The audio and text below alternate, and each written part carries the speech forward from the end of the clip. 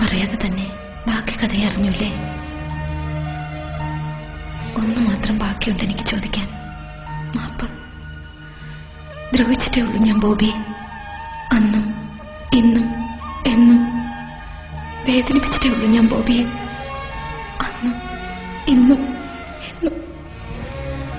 പക്ഷെ എനിക്കറിയാം, എന്നെ എപ്പോഴും ഇഷ്ടമല്ലേ? എന്തൊക്കെ സ്വപ്നങ്ങളാണ് നമ്മൾ ഒന്നിച്ച് നെയ്തത്. എന്നിട്ടും ഒരു നിമിഷത്തിന്റെ ആവേശത്തിൽ ഞാൻ ബോബിയെ വിട്ടിട്ട് പോയി.